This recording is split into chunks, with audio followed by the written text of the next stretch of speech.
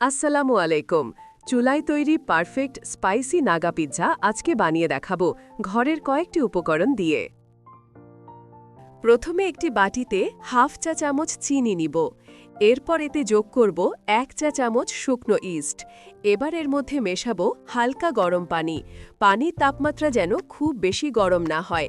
আমরা এখানে প্রায় 1/4 কাপ পানি ব্যবহার করছি। একটি চামচ দিয়ে সবকিছু ভালোভাবে মিশিয়ে নিব। এবার এটিকে ঢেকে 5 থেকে 10 মিনিটের জন্য উষ্ণ স্থানে রেখে দিব।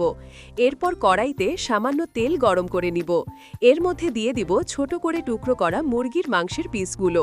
এখানে আমি 200 থেকে 250 গ্রাম মাংস ব্যবহার করছি। এরপর এতে দিচ্ছি সামান্য গোলমরিচ গুঁড়ো, স্বাদমতো লবণ এবং 1 চা চামচ আদা ও রসুন বাটা।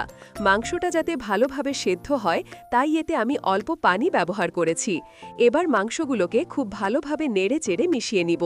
পানিটা শুকিয়ে যাওয়া পর্যন্ত এবং মাংসগুলো নরম হয়ে হালকা সোনালি রং না ধরা পর্যন্ত এভাবে ভাজতে থাকব।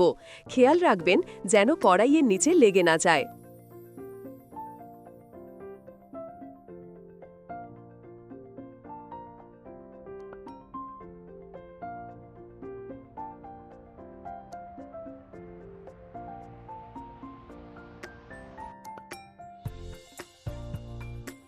মাংসগুলো সুন্দরভাবে ভাজা হয়ে গেছে এবং পানি একদম শুকিয়ে গেছে, তাই নামিয়ে নিব।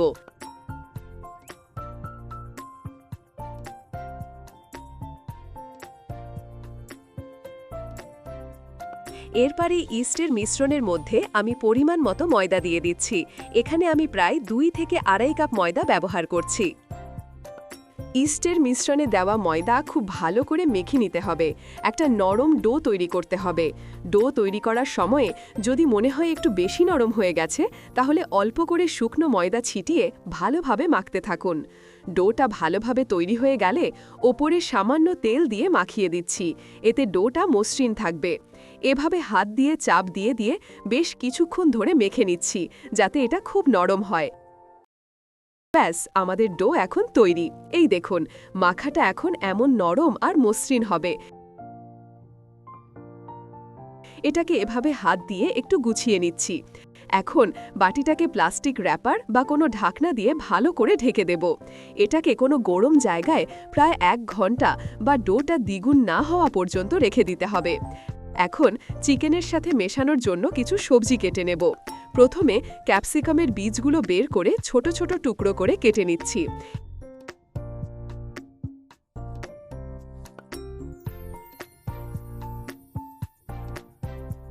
এরপর নিচ্ছি একটা টমেটো। এটাকেও ছোট টুকরো করে কেটে নেব।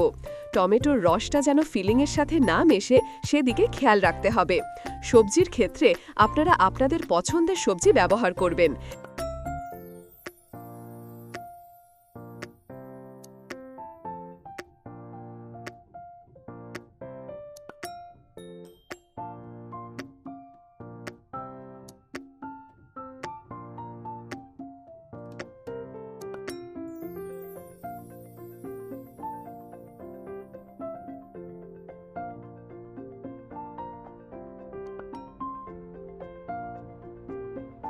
যেহেতু এটা নাগা পিৎজা, তাই এতে আমি বোম্বাই মরিচ ব্যবহার করব।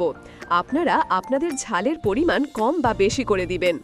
প্রায় 1 ঘন্টা পর দেখুন ডোটা কত সুন্দর ফুলে দ্বিগুণ হয়ে গেছে।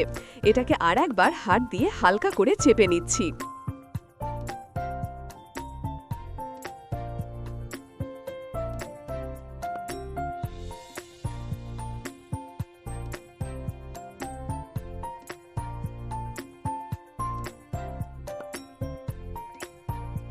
এবার একটা পরিষ্কার জায়গায় অল্প ময়দা ছিটিয়ে নিচ্ছি।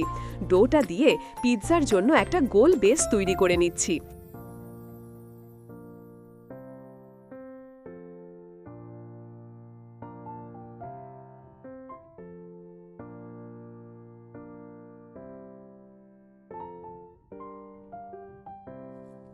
এটাকে খুব বেশি পাতলা করার দরকার নেই। এরপর একটা বেকিং ট্রেতে তেল বা ময়দা ছিটিয়ে তৈরি করা বেসটা এর ওপর সুন্দরভাবে বসিয়ে দিচ্ছি। হাত দিয়ে চেপে চেপে পাশ দিয়ে ছড়িয়ে দেব, আর পাশের অংশটুকু আমি একটু মোটা রাখব।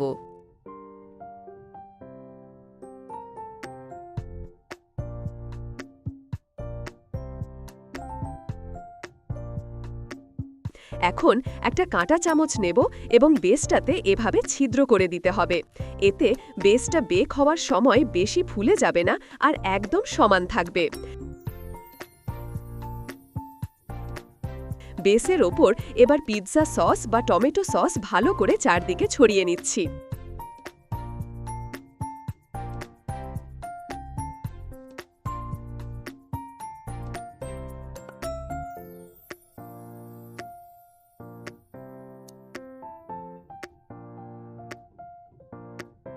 এখন এর ওপর পর্যাপ্ত পরিমাণে চিজ গ্রেট করে দিয়ে দিচ্ছি।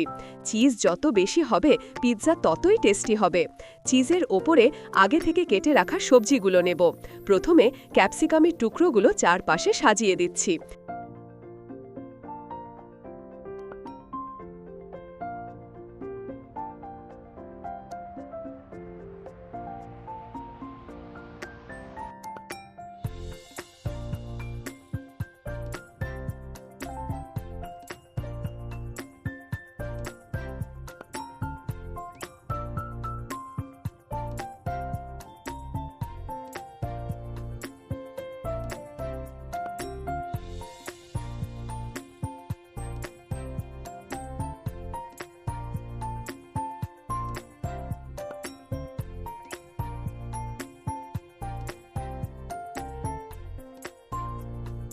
এর ওপরে পেঁয়াজ, টমেটো, কাঁচা মরিচ আর ভেজে রাখা চিকেন ফিলিং দিয়ে দিচ্ছি।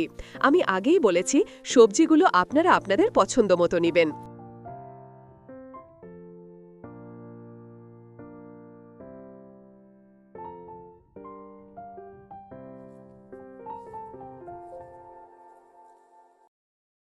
এবার পিৎজার ওপরে আরও কিছুটা চিজ গ্রেট করে নেব।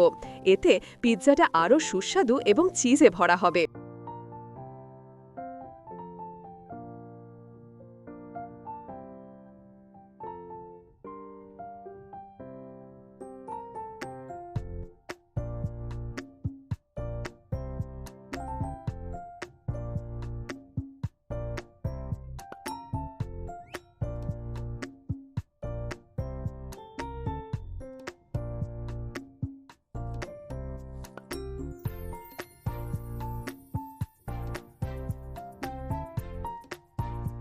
এখন পিৎজাটি বেক করার জন্য একটি বড় হাঁড়ি নেব।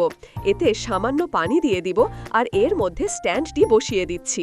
ঢাকনা দিয়ে ঢেকে কড়াইটি প্রথমে 10 মিনিট হালকা গরম করে নেব। 10 মিনিট প্রিহিটের পর ট্রেতে রাখা পিৎজাটি সাবধানে কড়াইয়ের ভেতরে স্ট্যান্ডের ওপর বসিয়ে দিচ্ছি। এবার ঢাকনা দিয়ে ঢেকে 30 থেকে 40 মিনিট মিডিয়াম আঁচে বেক করে নেব। প্রথম 10 মিনিট বেক করার পরে পাতিলের পানি ফেলে দিব, তা না হলে পিৎজার ওপরে পানি জমা হবে। এই দেখুন, আমাদের দারুণ মজাদার হোমমেড চিকেন পিৎজা একদম তৈরি। চিজগুলো সুন্দরভাবে গলে গেছে এবং বেসটাও একদম পারফেক্ট হয়েছে।